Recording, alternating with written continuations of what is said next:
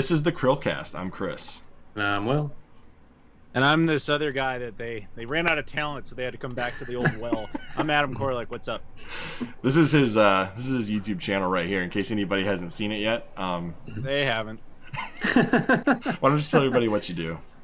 So I do a lot of stuff with retro video games, usually talking about them, not only the history of the consoles, but maybe it's how to repair a console, get the best video quality out of something. Sometimes it's just to show an oddball item and talk about its history, as opposed to like, hey, let's review a Crash Bandicoot again, or like I try not to do like common things if I can. And then I like to do a lot of oddities, like I see it right there. Like I went to the last Blockbuster on Earth and made a video just about that. Stuff like that. If I can just do oddities, that's, I guess, retro gaming oddities. And he's notable for being the last person to see the Nintendo PlayStation before it sold, or last person to make a video on it before it sold. I was the last person to play it publicly. Yeah. Okay. Fair. Fair. And I have video footage of that proving it. It's actually on the channel there. I'm also the guy who helped get the Sega Pluto back into society. There you go. I'm responsible for 2 prototypes, sort of, not really. Woo! Anyway, we interviewed him last time, so we're not going to do an interview this week, but definitely go and check the interview we did last time. And maybe around Christmas this year we'll get another interview in with him. See, hey Adam, how you doing a year later? But we're only 6 months out, so I don't know if hashtag fuck 2020. That'll be the whole thing. Agreed, man. Oh my gosh. Yeah. Oh man. Okay, so before we get into our main topic for what's today, Will? Today's Manic Monday. I know he loves doing it, so I make him do it every week. I can tell in his I stopped doing the creepy one, and Chris wants me to do the creepy one every week. So I gotta get the ASMR fans their little bit there. Okay, so first thing, and this will come back later this week, as in tomorrow. But RGT85, congratulations on passing 300,000 subscribers. That's amazing. And also, Scott the Waz just passed 1 million subscribers, which that's insane. But I expected it. Yeah, so, dude, he's a good guy, and he just blew up. But I get the feeling we're talking more about that later. Scott the Waz, no, just the congratulations shout out. Okay. But the never mind. RGT85, yes, we will be talking about him on Tuber Tuesday. So preview. Yes. There you go. Second topic: 30 years after it was developed, a never before seen NES game based on the movie Days of Thunder has been reconstructed and I think released, right? Yeah, it was dumped, I believe. Yeah. So that's I don't know a whole lot about that, but that is cool. I really don't know a lot about it either. It was just a headline, and I looked through it a little bit, and I was like, this is really cool that they were able to find this, A, and B, able to put it out there. That's really awesome. Yeah. These stories are always really cool when they find, it's almost like archaeology where they're digging up these old games and they're able to bring them out so people can see them for the first time. Yeah, I'm excited whenever that happens. So, yeah, definitely go check that out. I'll leave a link to it. There's a GameSpot article on it, so I'll leave a link in the description if you guys want to go check that out. But we're on to our main topic, and we have a guy who's relatively good about knowing these things on the podcast this week. It actually just kind of worked out. Me, Chris. Yeah, exactly. I was gonna say, Will knows what's up, man. Will, you're on every week. No, that's actually not true. It isn't true. Chris is trying to replace me. You can't afford him, man. You can't afford him. Will's too expensive. You guys got to start donating more money, and then maybe I can keep Will on the podcast. Anyways, so main topic today. Sega is releasing the Sega Game Gear Micro, and so far they only have a Japan release date, so I'm not actually sure if it's coming to North America. But they also unveiled Fog Gaming, so we're going to be talking about both of those things. So really the first question is, what is the difference between Fog Gaming and Cloud Gaming? And I'll let Adam jump in first, because I think I know what I'm talking about, but if I say something wrong, it'd be better if he just flat out corrects me before I get started. So I'll admit up front, Fog Gaming, all I really know about it is it's going to do some sort of online service for Japan using their arcade hardware. To be honest, once I heard about it, I was like, oh, all right, bye. Like it has nothing to do with us. It will never come out here. It has no relevance to us. We should basically not care. Oh, okay. So that's not the big shakeup then, or is that the big shakeup that they were touting? See, a lot of that's. You have to understand that Japanese companies very much see Japan as the center of the universe. So when they're saying it's going to shake up the industry, they're talking about the Japanese industry. Okay. Everything outside of it, well, you benefit from the windfall. That's fine. It's you can't interpret that as someone living in North America or Europe or Australia and be like, oh, it's going to affect me. It's not affecting you. It has nothing to do with you. Well, in Japan, it's my understanding Japan still has arcades at the center of a lot of things. Yes, they are all over the place. So for them to have arcade cloud gaming essentially makes a lot of sense from a business and marketing standpoint. And what I think would be cool to see something applied in the States is like public cloud gaming at like restaurants and stuff. Like let's say you're at a Starbucks and there happens to be a server house nearby. Like they could probably say, hey, we want to offer our services at the Starbucks. And then it would be like a short range beam, or what I would think of as like true fog gaming would be something close to your house that can beam to your house or to a market or a restaurant that you can use because you're close to it. That's how I would expect fog gaming to work. I'm assuming that's how it's working in Japan, is like whatever the closest arcade is that Sega has access to would beam to whatever your computer is or whatever you're using close by. It would be a mobile device. A mobile device? These okay. are not very popular in Japan.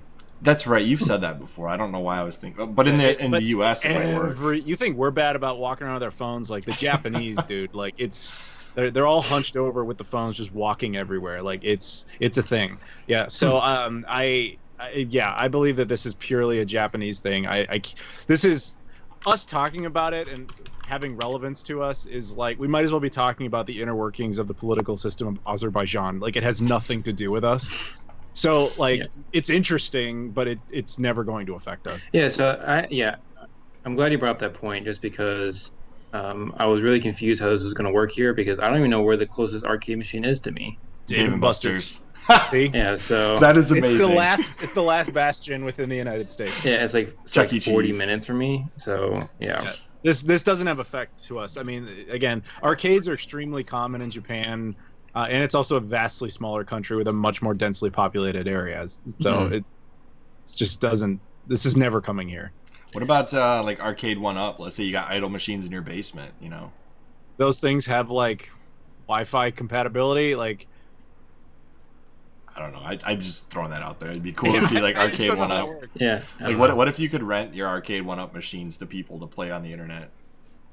Wouldn't they just be like, well, why don't I play these games through any other number of ways? Yeah, exactly. That's a good point. That's a good point. Well, wasn't New York City going to convert all of their telephone booths into like hotspots? So that sounds like something from 2010. Did that happen? Because where was the last time they were supposed to do it. I don't know if they ever did.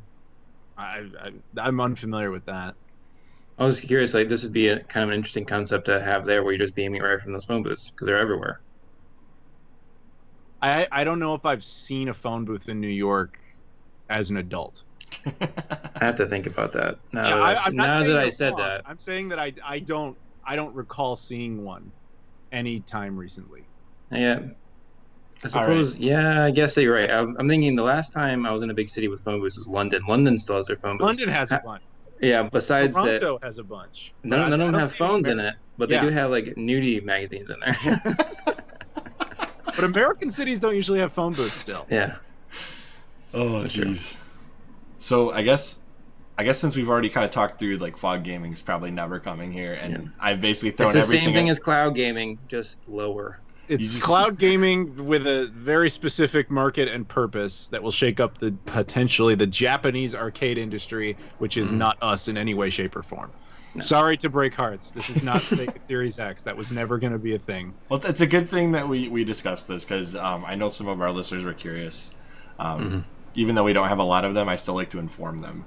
And I appreciate the fact that they watch. So the other thing I wanted to bring up was this Game Gear Micro that's probably not coming stateside anytime soon, but it's releasing in October. I imagine it'll be very difficult for somebody from the U.S. to get a hold of one of these, given the current climate of the... You can order one on Amazon Japan right now. Yes, but not everybody knows how to do that. You just go to amazon.co.jp, you're done. Yes, I still think that's a little more complicated. Your American Amazon credentials work on there, dude. I did know that. It even switches to English. Like that's not hard. I'm saying that the bulk of people that I know have no idea you can do that even. Now they do. See? Now they do.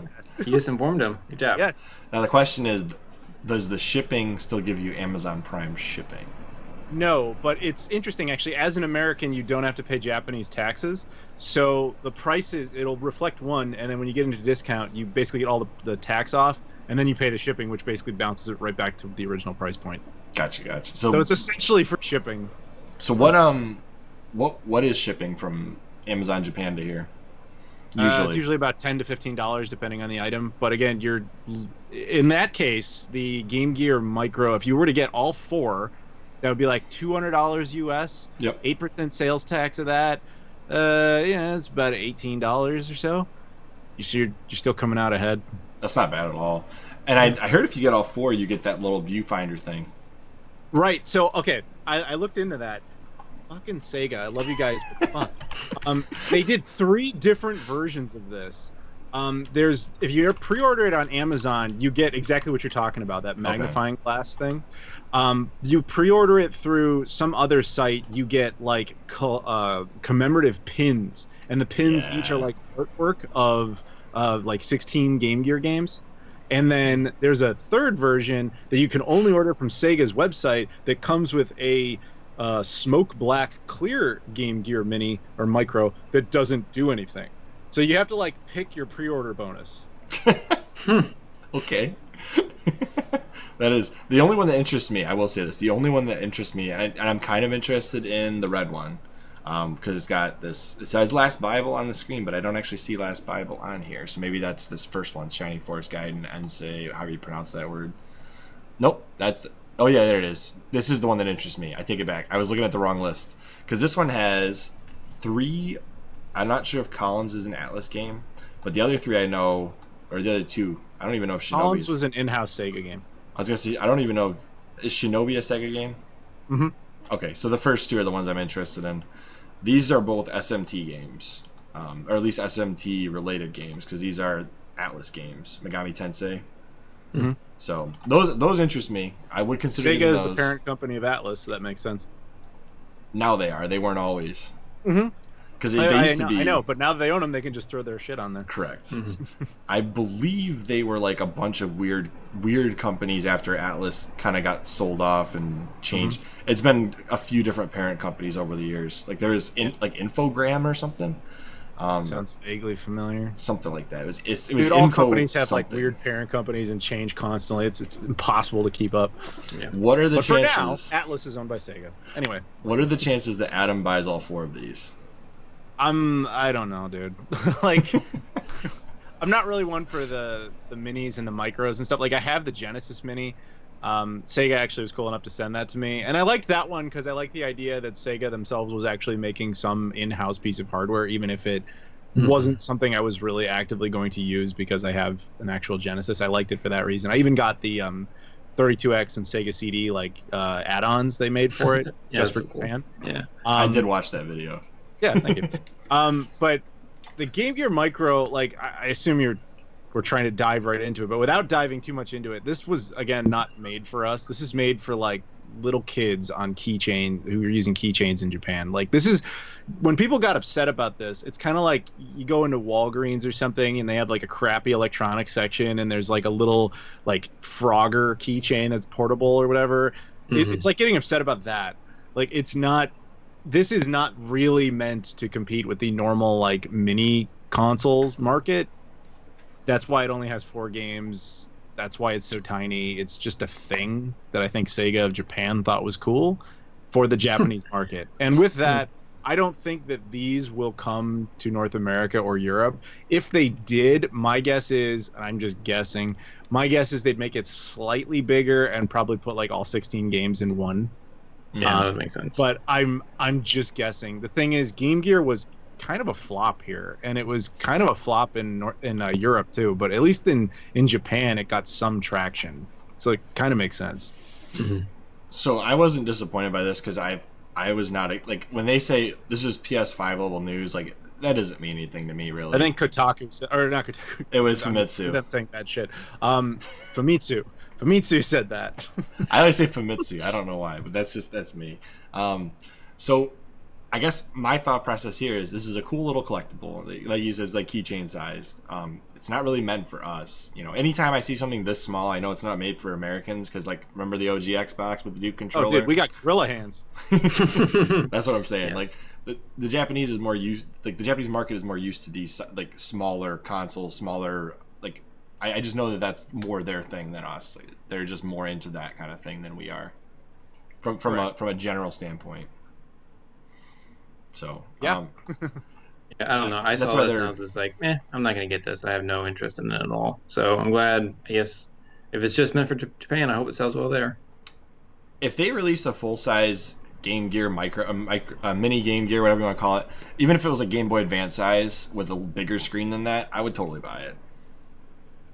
Yeah, but I mean, at that point, you're essentially just doing R&D all over again for a new thing. Because, like, I mean, what do you think was the hard part here? I mean, they've had Game Gear emulators forever. So, like, I guess I'm saying this project likely does not affect it coming out in North America or Europe. If you're going to make it bigger, you essentially have to just do the whole thing from the ground up again. Oh, I'm not saying they're going to do it. I'm saying if they were to do it, I would buy that, I guess is what I'm saying. Yes, I actually think I would buy that too, because I think that would just be neat. I would consider that. I don't know. It would depend on if it actually came with all the games and things like that. Yeah, that's another factor too, because in this case, you're looking at, let's say, presumably a maximum of 16 games. Not great, not awful, depending on the price point, I suppose. But I just don't think that the mobile market here is not what it is in Japan. Like I said, everyone in Japan's walking around constantly with mobile devices. I mean, this Nintendo Switch, like, we love it, we like it, but it was designed with the Japanese market in mind. Japanese stuff always is, and just because mobility there is so much more important, whereas here I feel like I can't even really imagine watching anybody on like a train or anything like that playing one of these in North America. Am I wrong? I've seen some pretty weird little emulators from like parents with their kids, like distraction devices essentially, but never with a screen this size. I don't know. If I was gonna have a distraction device, I wouldn't pay $50 for this. I'll just give them my phone. See, there you go. You just hit the nail on the head. So To make it- go ahead. No, I was just gonna say, to get this out in North America would require, I think personally, a bigger redesign, a vastly bigger game library, and then going into it knowing it's probably gonna flop anyway.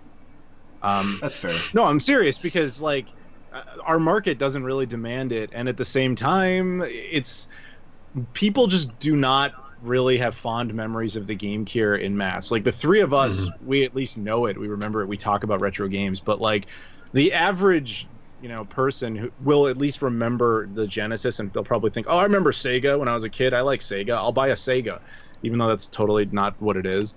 But that one at least works on that level. I mean, Nintendo had better luck with that type of thing, but with Sega, it's like the Genesis was the only one that ever got to that, I don't know, through that glass ceiling, if you will, and was recognized by everybody. Whereas the Game Gear is just kind of like, oh, I kind of remember that. No, I'm not going to buy that. I've got a phone. Like, I really think you hit the nail on the head when you said that. Yeah.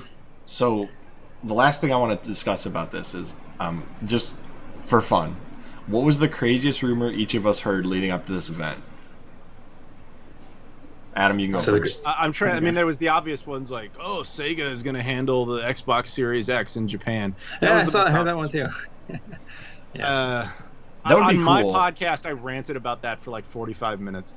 But yeah, so I'm trying to think. I kind of remember somebody suggesting it was something more insane, like they had found a prototype of the next real Sega console, and it's going to defeat PlayStation 5, which was confirmed because they said it's like PlayStation 5 level. I'm like, people invent insanity. Was that in the Discord? Because I want to go back and find it. No, I don't. I think it was a YouTube comment somewhere. Okay.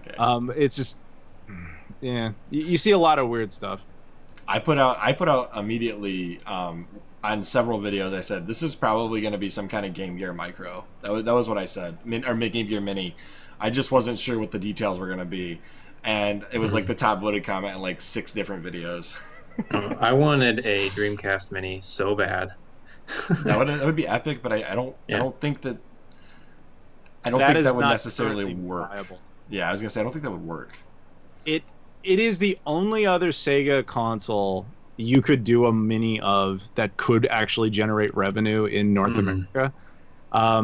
But emulation wise, it's just not there for the price point that someone would be happy with it. You because I mean, look at the Genesis is a console from 1989, and they only did it last year.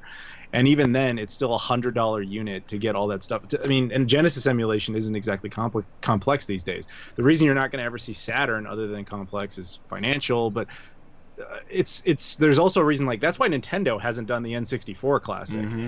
I mean, the N64 Classic would sell. There's nobody can debate that. The problem is, even at this point, N64 emulation is not perfect to the point where Nintendo would sign off on it. And the same is true of Sega. Dreamcast is even harder, and it's not there. And you could do it, but it might cost like $400 per unit. And nobody's going to pay that. No. So you have to get to a point where the two things meet up. That point will happen, in my opinion, but it's probably a few years off. Okay. I think a Dreamcast... The other thing is the market for people that want the Dreamcast Mini is basically saturated with people that own the Dreamcast. Yes, for now, but I would bet you that I'm not going to go way into this psychologically, but I think we're going to reach a point where more people are starting to purge off their collections soon because they're reaching that age point. And then if the mini Dreamcast were it to exist, come out at that time, perfect. That guy who's like, I'm purging all this stuff. This is perfect. I'll just take the little thing, pop it into my like TV, and I'm done. There's my nostalgia. Then if you hit it around that sweet spot time, then you could do well.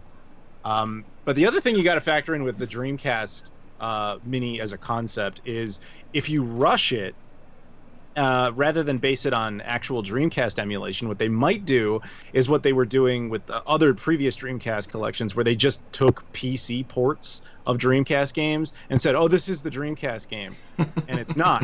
Like they did a collection for the 360 a few years ago. It was Sonic Adventure, Crazy Taxi, Sega Bass Fishing, and Space Channel 5 Part 2, a game that wasn't even released on the Dreamcast in North America.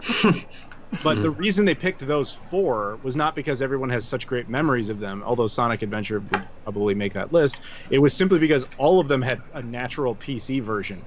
So it's easier to emulate. You get easier to bring over. So if you were to rush a Dreamcast Mini, that's all you would get is whatever games they had ported to PC at some point. That's it.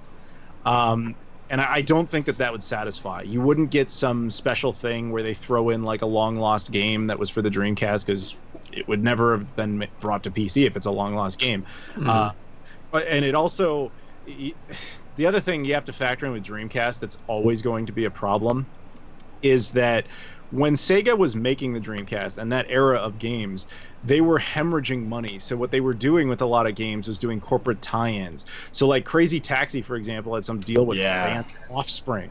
And they had like deals with like KFC and Pizza Hut and all these other. But when you re-release the game, you can't use any of that. So it all has to go. So then, if you play, for example, Crazy Taxi on the 360, it feels really weird because you never hear Offspring, and you don't see any of these corporate tie-ins. So it's not really the game you remember anymore, especially with the music. I mean, that makes a huge psychological impact on the gameplay. So like Shenmue did that with all the like Coca-Cola, at least in the Japanese version, plus Casio and all these other companies. A lot of games on the Dreamcast had corporate tie-ins that are what kind of screw up their ability to be re-released now. So I guess what I'm saying is you need to wait for them to perfect Dreamcast emulation into a small little box for an affordable price. But we as a group of gamers probably need to accept that most of these games are not going to come back quite the way they were because of that. Yeah, I agree. Yeah. So I'm going to finish this off with the rumor I heard. Go for it. Sorry, that was a really long. That's okay. Really it's all good. That's a good thing to have in this segment because it was interesting to hear. The thing that I'm gonna throw out there, this was like the weirdest thing. It was in a Discord chat, and I can't remember if it was in yours or a different Discord I'm in. But somebody said Xbox was purchasing Sega outright, and that happened. Yes, it might have been in yours. But then I looked into it and I found an actual rumor online of somebody saying the same thing. And this is the crazy part. Somebody said, Microsoft is outright purchasing Sega. They're going to rebrand the Series X in Japan as the Dreamcast 2. And all of the Atlas games are going to be now exclusive to Microsoft. I was like, what? Yeah, that's somebody doing a line of cocaine right there. It's like, I was like, Persona on Microsoft? That'll never happen. Shin Megami Tensei? No, ain't gonna happen. oh, it did. I have it. Well, Shin Megami Tensei 9. Yes, that was on the Xbox. one for the OG Xbox in Japan. That did happen. You're right. But it won't happen again. You would know more about that franchise than I would. I always forget that one exists. We won't go down that rabbit hole, but I'm telling you, stop with this delusion that Microsoft and Sega are going to work together to bring the Series X to Japan. It's not a thing. It will never be a thing. That would only be good for Microsoft. You had that chance. You had that chance back in like 2000. When the Xbox released in the first place. Yeah, back then, Sega actually went to Microsoft and was like, let us help you with this. We'll work together. And Microsoft's like, that's like eating a tumor. We want nothing to do with you. And so they didn't do it. And trust me, it hurt them. I won't go into the whole history of Microsoft's failure in Japan, but trust me, that ain't happening. With that being said, do you guys have any more closing thoughts for the Sega event from June? Was it June 3rd? June 3rd. I really want that Dreamcast 2 now, but other than that. Learn how Amazon Japan works. Yes, Amazon.co.jp, right? Yep. And then you can get one of these if you really want it. I'm probably not going to do it, but you can. So go ahead. Yeah, the only part of me that like actually really wants is like that collector side, who's also like, ooh, Sega hardware, but at the same time, like I can't pretend for a second I'm really gonna sit there and play this. Like, you would play it for a video, and that would probably be it. I don't even know if I'd play it for a video. Like I don't know. Like I would have to think about that. But I mean, obviously I haven't made that decision, so it doesn't matter. Yeah. There you go. You could do it as a giveaway. Like I'm gonna play these and give them away. Although you never do giveaways. $200 worth of crap. Support my Patreon. Anyway. All right. As always, I'm Chris. And I'm Will. I'm still Adam, apparently. Yeah. And we will see you on the next CHRILLCAST. Bye, guys.